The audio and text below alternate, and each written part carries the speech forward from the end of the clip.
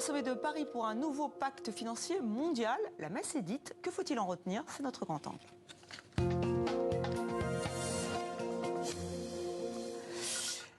Un nouveau pacte financier donc pour lutter contre le réchauffement climatique. Le sommet vient de s'achever à Paris. Ils étaient nombreux à répondre présents, plus de 200 représentants de la diplomatie internationale, une quarantaine de chefs d'État et de gouvernement. Alors que faut-il en retenir? Nous allons en débattre avec mes invités.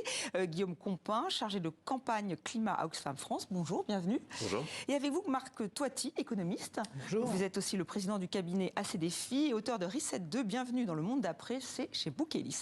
Alors pour Oxfam et pour de nombreuses ONG, c'est un sommet pour presque rien. Pourquoi être déçu à ce point ?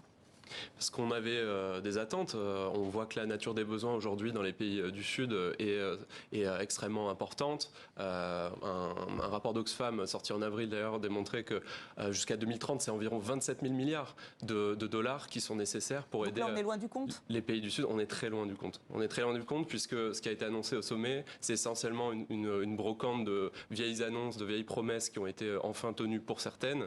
Et en termes de mesures vraiment structurelles qui font la différence, on n'a presque rien. Donc pour vous, c'est du recyclé.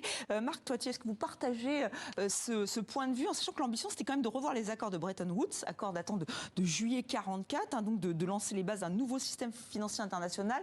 On a l'impression que c'est très incantatoire et que ce n'est pas vraiment le cas. Ça reste du marketing, il faut être honnête. C'est-à-dire moi, d'ailleurs, je ne m'attendais pas à autre chose, si ce n'est que les embouteillages dans Paris. Mais sinon, à part ça, c'est le problème, c'est qu'on fait encore une fois du marketing, il n'y a pas grand-chose derrière. Je pense que, moi, ce qui me dérange, si vous voulez, c'est que je pense qu'aujourd'hui, les pays, entre guillemets, qu'on appelle émergents, qui sont d'ailleurs émergés depuis bien longtemps, mais vous voyez, c'est un petit peu condescendant de les traiter comme ça. En fait, ils n'ont pas besoin d'aide, ils ont besoin justement de faciliter leur développement. Et il y a deux chiffres très importants. Vous savez, en 1980, vous aviez la moitié de l'humanité qui vivait sous le seuil de pauvreté extrême, c'est-à-dire avec moins de $1 par jour.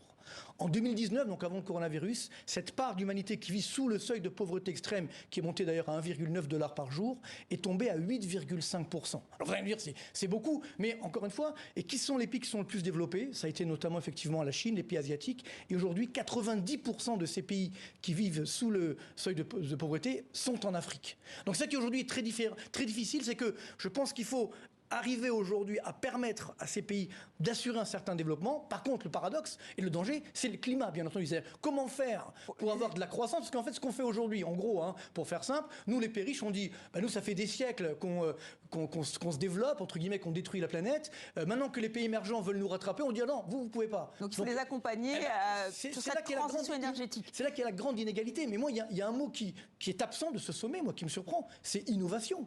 Parce que c'est bien beau des aides, mais comment on fait demain pour réussir à continuer d'avancer d'un point de vue énergétique, d'un point de vue alimentaire, sans innovation, pour justement mieux utiliser notre planète? Alors, innovation, on va peut-être y revenir, mais c'est vrai qu'on a vu dans ce sommet qu'il y a effectivement les pays du Nord d'un côté, les pays du Sud de l'autre, et qu'il y a quand même beaucoup de tensions.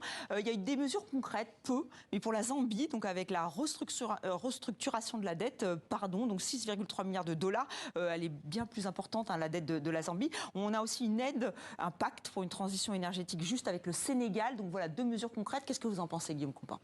Je pense que c'est des cas malheureusement très isolés. On se réjouit pour la Zambie, mais en réalité, il y a énormément de pays aujourd'hui qui sont asphyxiés en fait par la crise de la dette, qui ont plus de marge de manœuvre pour par exemple financer leur système de santé. On parle d'une soixantaine de pays qui dépensent plus d'argent pour rembourser leurs dettes chaque année que pour leurs dépenses de santé. Ça nous paraît extrêmement choquant. Donc ce dont on a besoin, c'est d'une réflexion beaucoup plus globale, d'annulation de dettes dans certains cas, pour libérer des marges de manœuvre pour ces États, et que tous les créanciers se mettent autour de la table, puisqu'aujourd'hui, c'est aussi beaucoup le secteur privé qui est créancier de ces pays, et pour l'instant, on ne demande quasiment aucun compte à ces créanciers privés. Alors justement, Marc Toiti, est-ce qu'il faut annuler cette dette? C'est une question qui revient extrêmement souvent. Est-ce qu'il faut annuler la dette? Est-ce qu'il faut que les banques, notamment la Banque centrale, donnent des solutions plus souples? Il y a deux problèmes. Le problème, c'est d'annuler effectivement une dette, pourquoi pas? Sauf qu'après, comment on va pouvoir se réendetter? Parce que si à l'ailleurs on annule la dette, qu'après il n'y a plus de dette, tout va bien. Mais si aujourd'hui, par exemple, vous me devez 100 euros, vous ne les remboursez pas, je ne vais pas vous reprêter 100 euros. Donc la difficulté aujourd'hui, là, c'est comment on fait si on annule complètement la dette. Mais par contre, deuxième problème, peut-être encore plus grave, il y a un enjeu géostratégique incroyable. Et on en a très peu parlé dans ce sommet, il y avait eu beaucoup d'hypocrisie d'ailleurs, c'est que beaucoup de pays aujourd'hui, notamment en Afrique, mais pas seulement, eh bien, se tournent vers La Chine.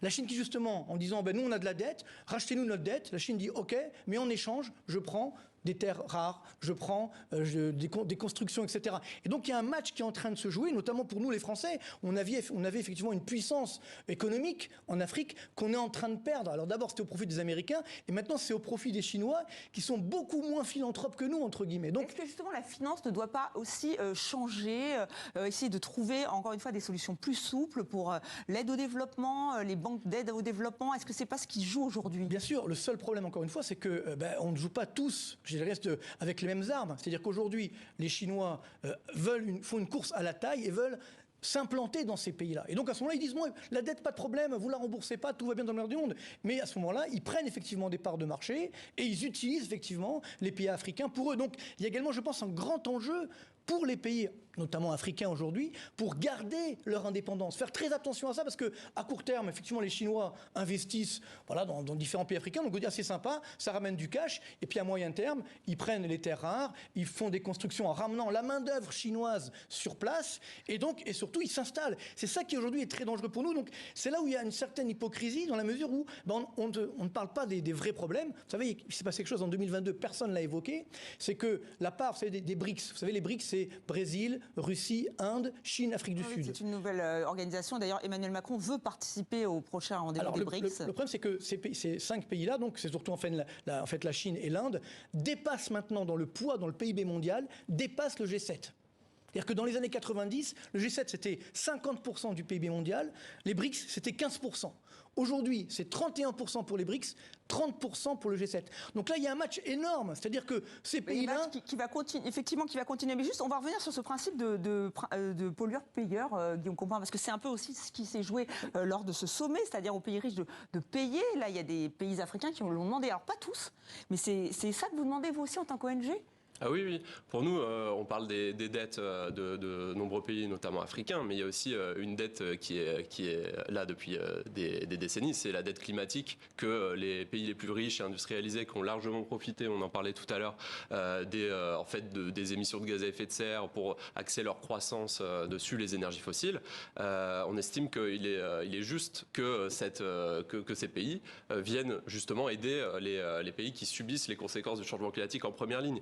Parce que typiquement, les 10 pays les plus vulnérables au changement climatique dans le monde, notamment le Niger, le Kenya, l'Afghanistan, sont responsables à eux 10 de 0,4% des émissions de gaz à effet de serre historiques. Et justement, le président nigérien a bien rappelé que lui, il trouvait ça tout à fait normal d'exploiter ces énergies fossiles.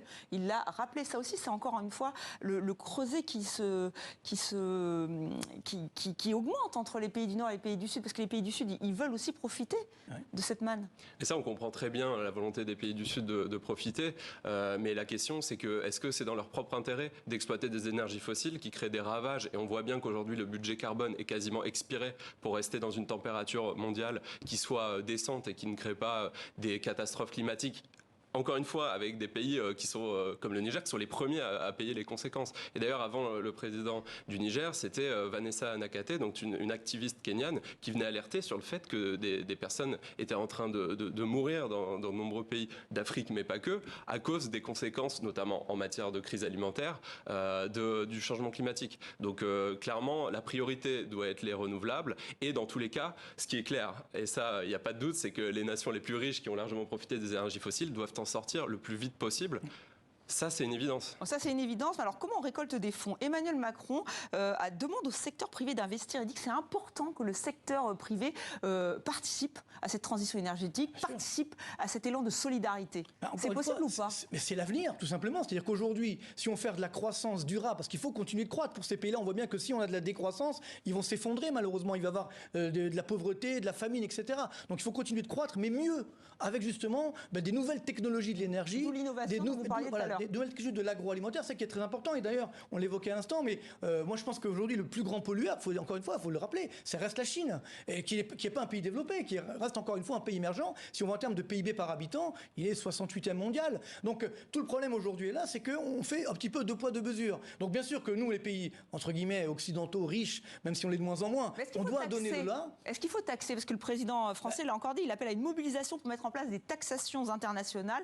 Alors normalement, il y avait sur les tout ce qui est transport maritime, finalement, ça n'a pas eu l'air d'avancer beaucoup. C'est très français. Dès qu'il y a un problème, on veut mettre une taxe. Moyennant quoi, nous les Français, on est numéro 1 du monde en termes de taxation et ça ne change pas grand-chose. Donc le vrai enjeu aujourd'hui, il est que, bien entendu, on mettre une taxe, si tout le monde la paye, pourquoi pas, si elle est mondiale? On voit bien qu'il y aura beaucoup de pays qui ne vont pas accepter effectivement de faire payer cette taxe. Donc ceux qui la feront payer, il y aura une distorsion de concurrence. C'est ça qui peut évidemment être dangereux. Donc je pense que le gros problème, au-delà d'innovation qui n'était pas là, c'est la cohésion. Donc on est dans le paraître. Voilà, tout le monde était là, c'est sympa. Mais globalement, il n'y a pas de cohésion, notamment avec les fameux BRICS et en particulier la Chine. Donc vous dites qu'il faut absolument cette cohésion.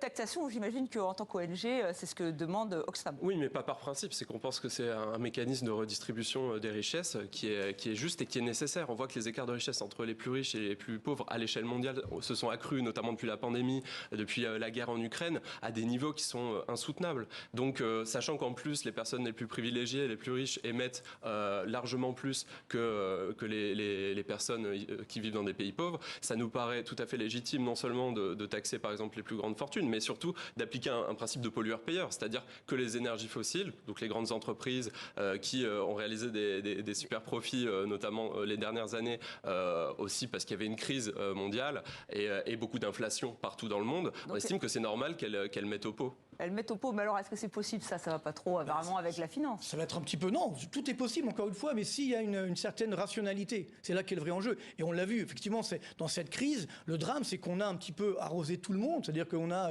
effectivement augmenté ce qu'on appelle la dette publique, la planche à billets, et qui en a profité? Ceux qui avaient déjà de l'épargne, justement. Alors ceux qui n'en avaient pas, avec l'inflation qui a augmenté, évidemment, ils se sont appauvris. Donc c'est ça, l'erreur stratégique qui a été faite pendant ce coronavirus et également pendant la guerre en Ukraine, c'est que malheureusement, on n'a pas ciblé effectivement l'ensemble de ces aides. Et aujourd'hui, la dette publique est énorme, pas seulement dans les pays africains, mais également en France, également aux États-Unis. Et donc là, on arrive au bout de l'histoire, c'est que comme cette dette ne génère pas suffisamment d'activité pour rembourser au moins les intérêts de la dette, on n'y arrive pas. Donc attention, même nous, les pays riches, entre guillemets, on est en train de s'appauvrir, on aura également des difficultés, sauf si, encore une fois, j'y reviens, on arrive à innover, à trouver des nouvelles technologies pour réussir à sauver la planète, mais tout en faisant encore de la croissance. Il y a encore du chemin à parcourir, si vous écoutez Marc Tatti. Merci à vous deux d'avoir participé à ce grand angle, donc sur ce sommet qui a eu lieu à Paris.